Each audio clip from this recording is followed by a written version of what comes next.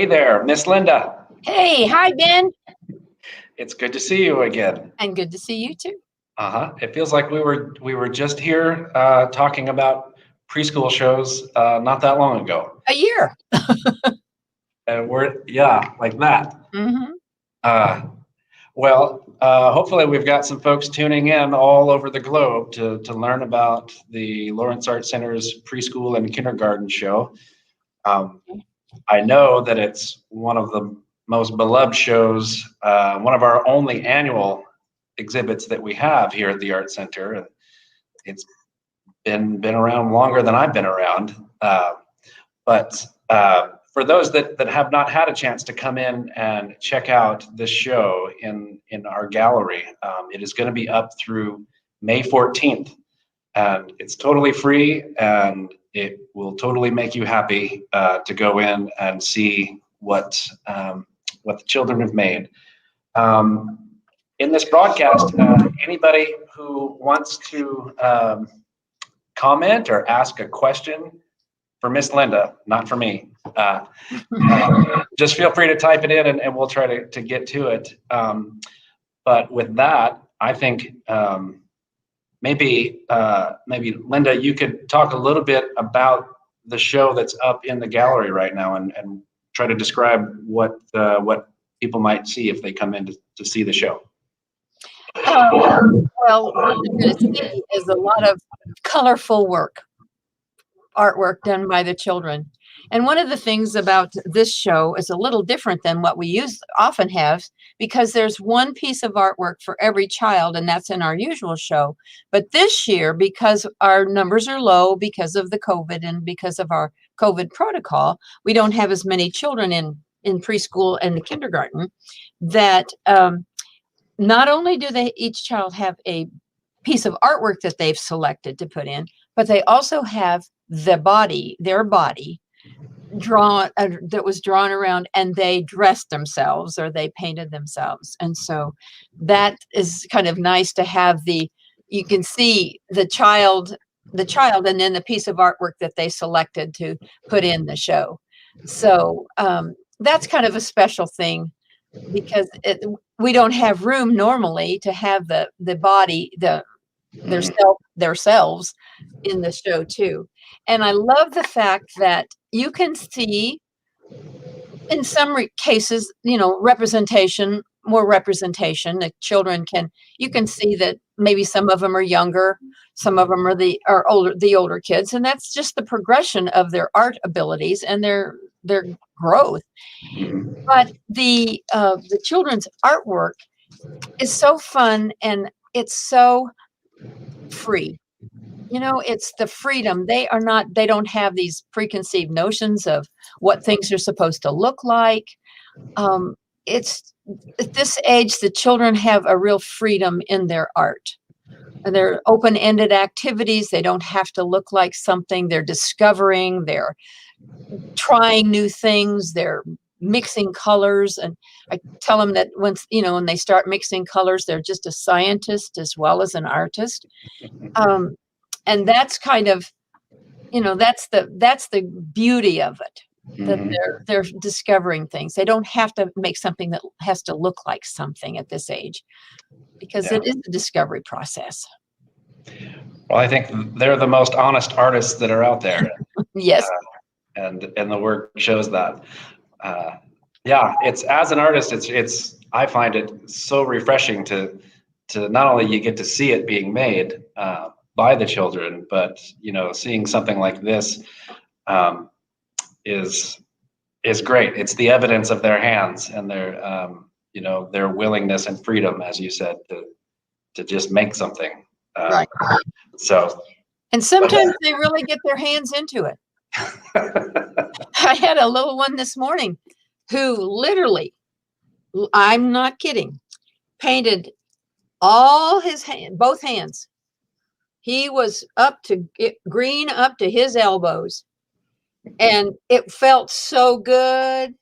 It was, he'd painted otherwise, but then it had to go on his hands.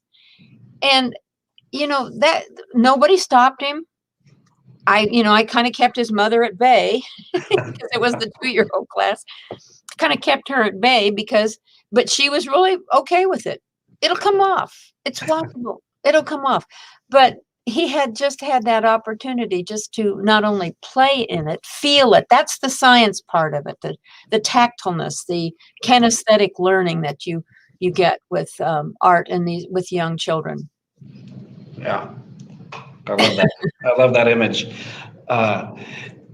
Talk a little bit about, you mentioned that this show is a little bit different than maybe what's been done in the past due to the number of kids that are here and not here. But talk maybe a little bit about the program and sort of what would be, in a normal, quote, normal circumstance. Okay, sure.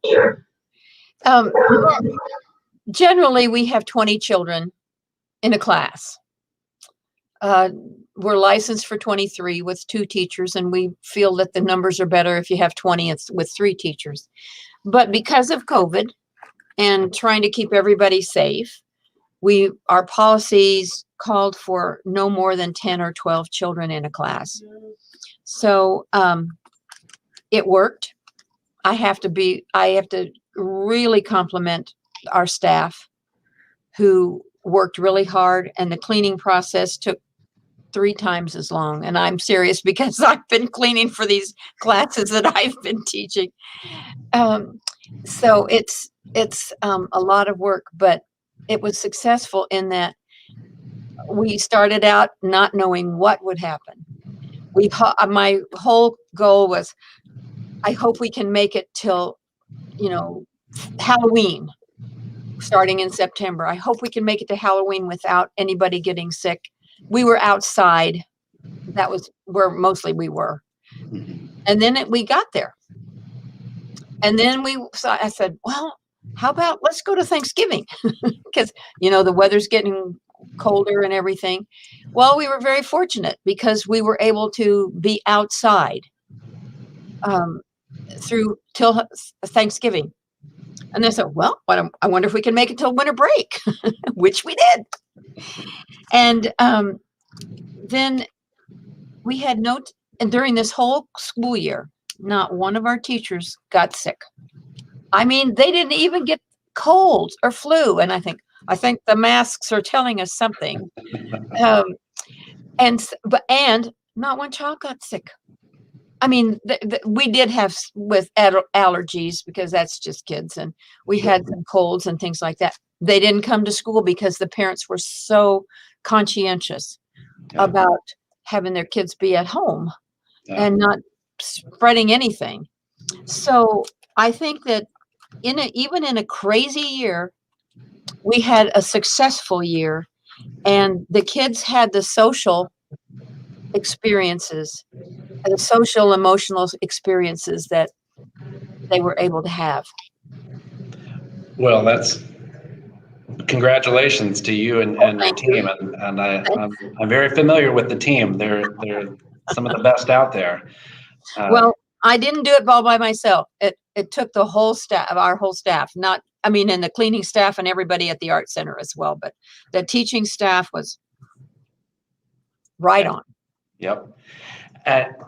And so you mentioned, one of the things that the children got out of being able to come here during the last year is that social aspect, that interaction, which is so critical for kids of any age, but really that age specifically. Can you talk a little bit about some of those sort of high spots and what you're really aiming that the children learn from their experience in taking a class here at the Art Center with you and your teachers? You're going to put my brain to a test. Well, we are an arts and play-based program. Children's work is play.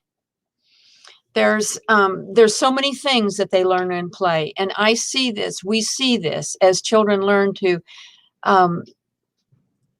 ask each other for something. It's, when you're 2 and 3 years old, if you want something, it's mine. If I want it, it's mine. If I have it, it's mine. If I wanted it yesterday, it's mine. If I want it tomorrow, it's mine.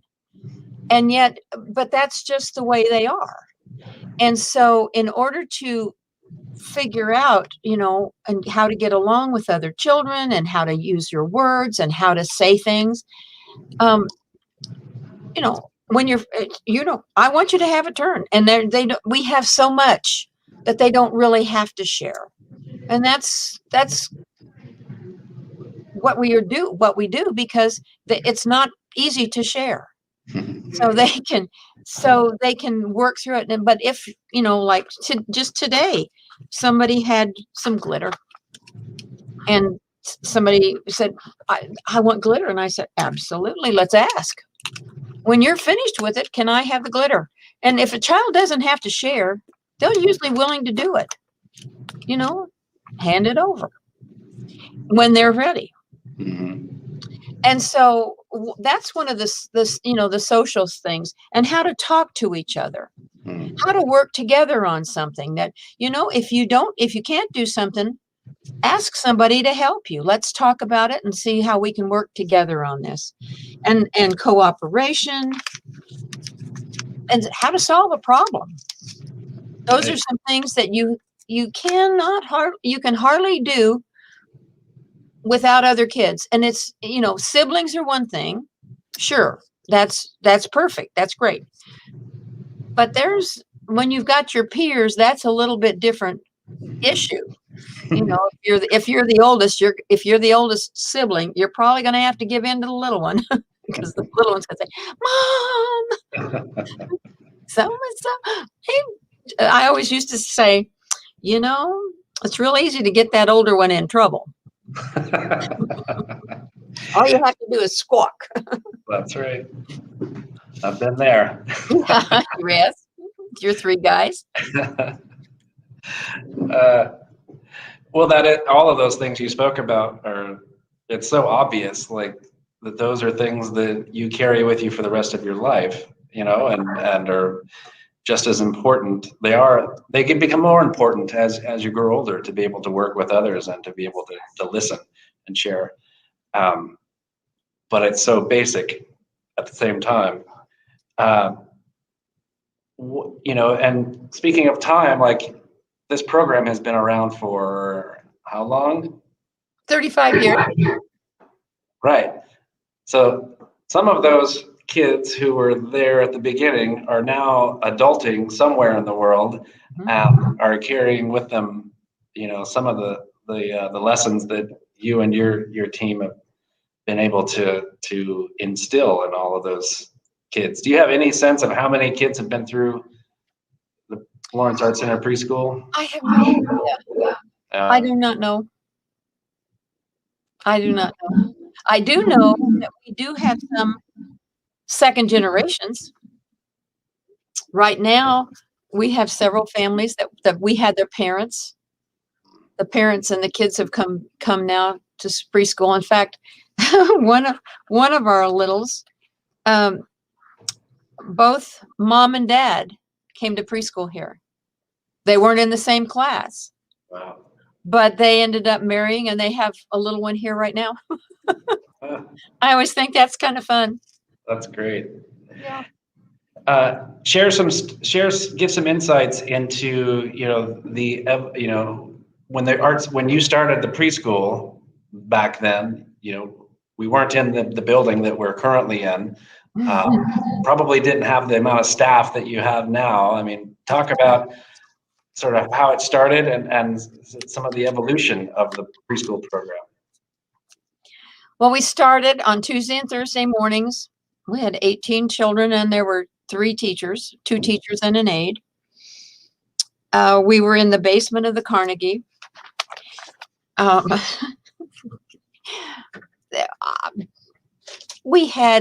children were in folding chairs because we didn't have little chairs. I think we got the tables the tables were able to be adjustable.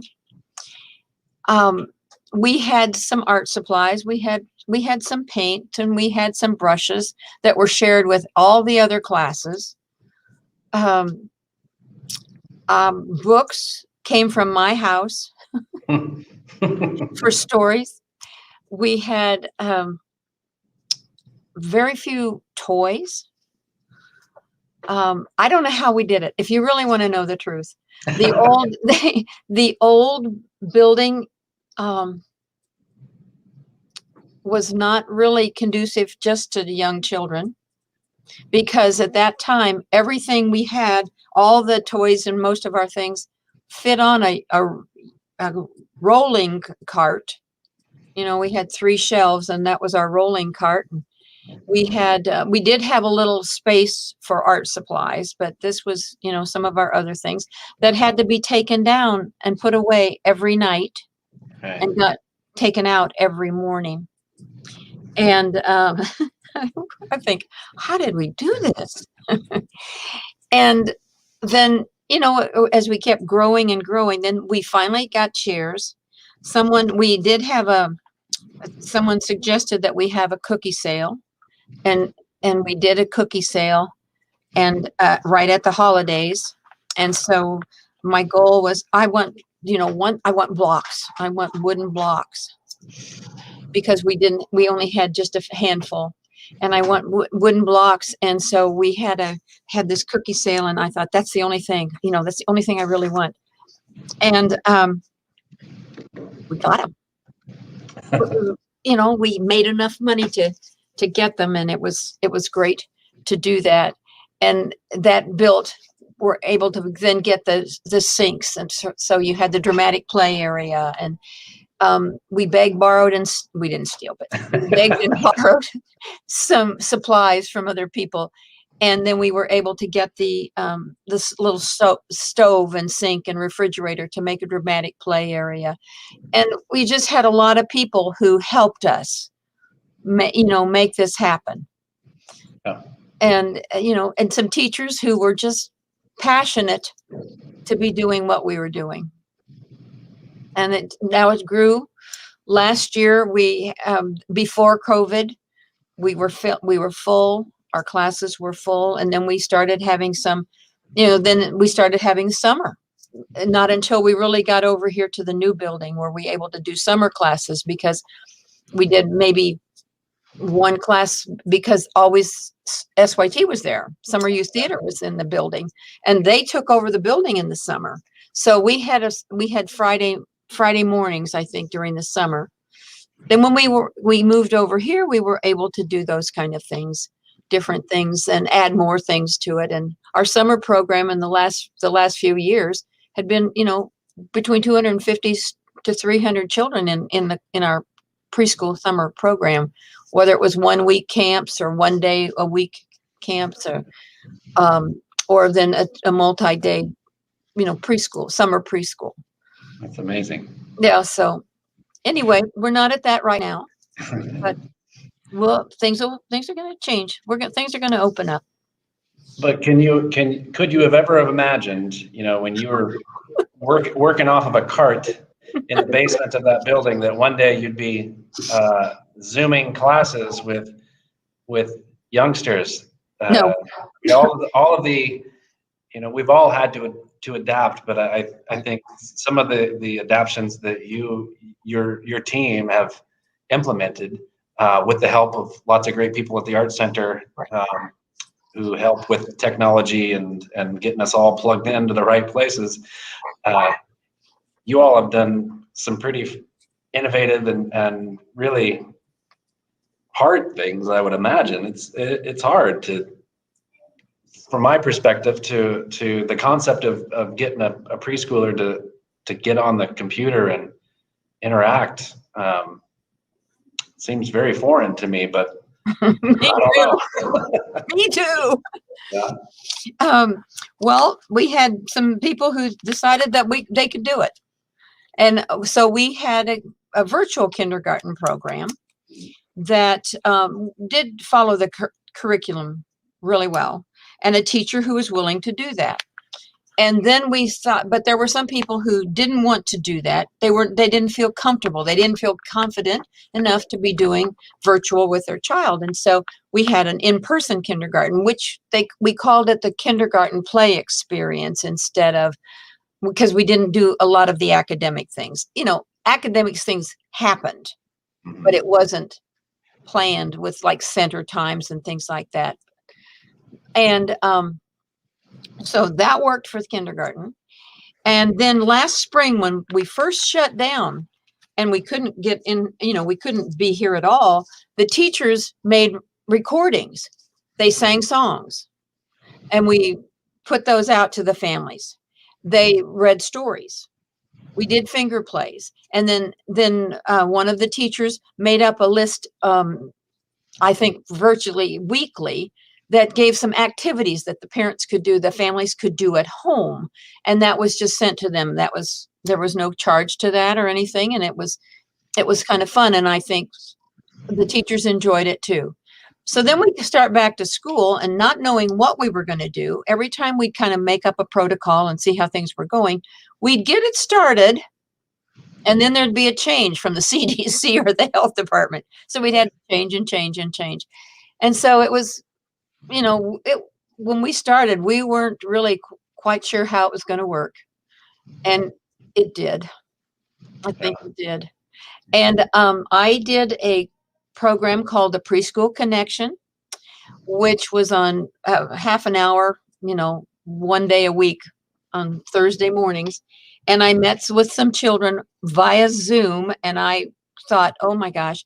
And actually, the last class was Thursday, and one of the caregivers of this one little one said, now you can add this to your resume. You have now been able to do virtual schooling. And I said, but I don't want to anymore.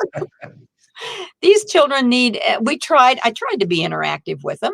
I ask them questions and have them do things and take turns, and we'd sing songs and have stories, and I'd ask them to bring something and show us and everything. And I think, how did we do this? But it's not the same. It is not the same, especially for little. It's not the same for any of us. How many of us have really seen some of our really good friends in over a year? Yeah. I missed my grandkids a lot. I mean, we're not spending the holidays with them. Yeah. It's been tough. And it's interesting. Totally agree. And I think, what you all have been providing the kids who have been able to participate, is such a great service, especially, the ones that do get to, play in person, on the side of the building or on the playground in the back. Yeah. That really counts for a lot, I think, for a young person or for any person, to be able to interact with actual humans in the flesh. And I think that the teachers have seen it, and I have seen it, and I'm not in there every day with those children like the teachers are, but there's a growth. There's been a growth in these children that they wouldn't have. And one of our families this year has a child who's now 2, and said, when we shut down, that child was 1 year old. And in 1 year, a very important year, the child is now 2 and has had no interaction except with his brother, his mom and dad. And I think there's, a little bit of interaction with grandparents now that they've been vaccinated. That is a big deal. Yeah. And his mom said, I've got to get this one in. Somebody's enrolled this summer in coloring outside the lines so that there's other children. He says, because those 2 boys, the 2-year-old and the 4-year-old, who's now 5, all they do is wrestle. Well, that's okay too. But that's not the only thing you can do when you're with other children. Not everybody wants to be wrestling. Well, speaking of parents, cheers to all the parents out there who have had to navigate this. That's Yes, you know, a year is a big deal. yes, it is. And I'm sure that you all are aware of all the families and their, you know, I think courage to participate and to keep at it and be, you know, be there for their children and partnering with you and your team for that experience. Well, I think one of the things that I really have missed is not getting to know the parents and know the families, because when they would come in before they would kids before or after school, I could visit with the families, I could visit with different people and, you know, just see how things are going, da da da da. And now they drop them off at the door. Even the teachers don't get to know the families as well, because they drop them off after they've had their temperature taken and answer the questions. And then they put them back and then they get right back in the car. So there's not a lot, the communication is tough. And we can learn an awful lot from these kiddos and these families. And that's the thing that's really, I have really missed this year, is getting to know the families and even the kids for that matter. No doubt. I've seen the driveway, the alley. I we were out back there unloading art or something, and here comes this caravan of parents. Yes. And one of the parents had their child's name on the dashboard, Yes. like some kind of car service. I thought Yes, that's right. that was a nice touch. Yeah. But I have to compliment the parents too, the families too, how conscientious they were this year. Oh my, not that they aren't ever, anytime, but especially, you know, I think the thought was, I don't want to be the one that's going to close this place down for a couple of weeks or until it goes through my family. Then the place is closed down and we still have to pay our tuition. And they don't want to be the ones to do that, because, so they were so conscientious. I'm serious. They were very conscientious. And we certainly appreciate that. Very much so. Yeah. Thank you, all the families. Thank you. Yes, thank you, families. For everything that you've done through this last year. Well, we're about out of time. Did you have any parting thoughts about this year's show and the group that's represented in the gallery? Well, you know, this is my favorite show of all year, because, well, I guess we have a vested interest in it, so it's my favorite. It's so colorful. It's happy. If you walk in there, it's really hard to walk out of there without feeling happy. There's just so many, it's so bright and colorful, and it's fun. It's fun. And the fact that the children can go through and they'll show their families and they'll show their families their own, and then they even pick out some of their friends, you know. Okay, this is my friend so and so, and this is my friend so and so. So it's just fun. It is fun. Couldn't say it any better. Well, I think after we're done chatting, there's going to be kind of a montage or slideshow of some of the artwork in more detail than the few images that have been shown here during our short time. But I wanted to say thank you, Miss Linda, for all that you do. I think that, you amaze me that it doesn't matter how old that kid is when they come in the building, you know their name, you might even know their siblings' names, and when they were here. And I think that's a reflection of your passion and your love of what you do, and all the kids and the teachers and the families that you've been able to work with over the time that you've been here. I think it's so refreshing and so genuine to be able to see that from a distance for me.